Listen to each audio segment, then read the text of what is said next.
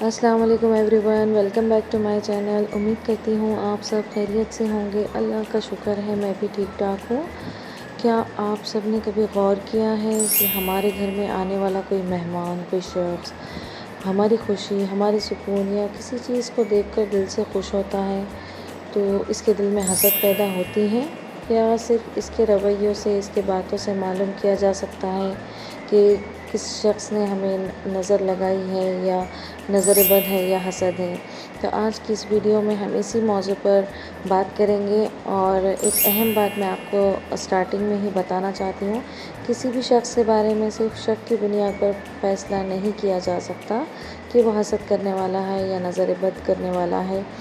تو ویورز، ہم بنا وقت ضائع کیے اس میں ہمارے پوائنٹس جانتے ہیں جو بڑے بزرگ نے کہہ کر گئے ہیں۔ تو سب سے پہلا پوائنٹ آتا ہے گھر میں شیشے کا برتن ٹوٹ جانا، کھڑکی کا ٹوٹ جانا یا آئینے کا ٹوٹ جانا۔ اس طرح کا کوئی چیز اچانک سے واقعہ پیش آنے کو آپ کے گھر میں یہ حسد ہو سکتی ہے یا کسی کی نظر بد آپ پر ہو سکتی ہے۔ دوسرا پوائنٹ ہم جانتے ہیں، گھر میں کوئی ایسی چیز بھی ٹوٹ سکتی ہے جس کا یقین نہ تھا لیکن پھر بھی اچانک ٹوٹ سکتی ہے۔ بہت ساری چیزیں ایسی ہوتی ہیں کہ ہمارے وہم و گمان میں بھی نہیں ہوتا لیکن وہ واقع ہو جاتی ہیں۔ تو اس طرح کی چیزوں کو بھی پہلے کے بزرگ کہتے تھے کہ اس طرح کا واقعہ ہونا کسی مہمان کے چلے جانے کے بعد تو ہو سکتا ہے ان کی آپ پر نظر بد ہو یا حسد آپ کا پیچھا کر رہی ہو۔ اسی طرح سے تیسرا پوائنٹ آتا ہے گھر میں اچانک کسی بات پر لڑائی جھگڑا شروع ہو جائے، کوئی غلط فہمی یا ایسا غصہ دلا دے کہ سمجھ میں کچھ بھی اس کا ریزن نہ آئے کہ ایسا کیوں ہو رہا ہے، وجہ کوئی تلاش نہ ہو کہ ایسا کیوں ہو رہا ہے۔ تو اکثر ایسا بڑے بزرگ کہا کرتے تھے کہ اچانک کسی کے چلے جانے کے بعد آپ کے گھر میں لڑائی جھگڑا ہو اور اس کا ریزن آپ کو لگے کہ یہ تو نارمل سی بات ہے لیکن اس پہ اتنا زیادہ جھگڑا ہو رہا ہے، تو ہو سکتا ہے کہ آپ پر نظر بد ہو یا آپ کے ساتھ کسی نے حسد کیا ہو۔ تو چوتھا پوائنٹ آتا ہے اگر گھر میں پالتو جانور پرندے ہیں تو وہ بیمار ہو جائیں گے، اور اگر نظر شدید ہوگی تو وہ مر بھی سکتے ہیں۔ یعنی نظر بد ڈائریکٹ انسان پر آنے سے پہلے جانور پر اثر کرتی ہیں، تو ایسے بھی بڑے بزرگ کہا کرتے تھے۔ پانچواں پوائنٹ آتا ہے بجلی سے چلنے والی چیزیں اچانک خراب ہو جائے گی، یا اس شخص کی موجودگی میں ہی بلب فیوز ہو جائے گا یا شارٹ سرکٹ ہو سکتا ہے۔ یہ ساری چیزیں بھی جو ایک ہارر ٹائپ میں آپ امیجن کر سکتے ہو، یہ ساری چیزیں بھی آپ کسی کے چلے جانے کے بعد محسوس کر سکتے ہیں۔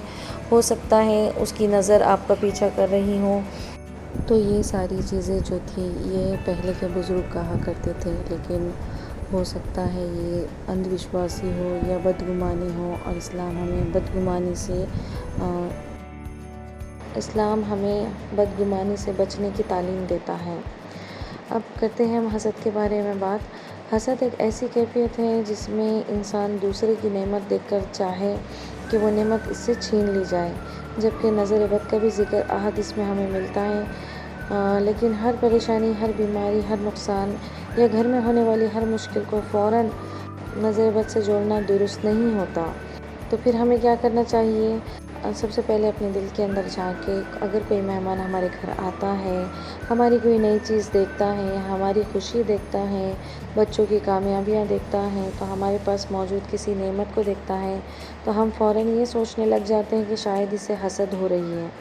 تو ہمیں رک جانا چاہیے، کیونکہ ممکن ایسا بھی ہو سکتا ہے نا کہ کوئی شخص خلوص کے ساتھ خوش ہو رہا ہو لیکن اس کا اظہار کرنے کا انداز مختلف ہو۔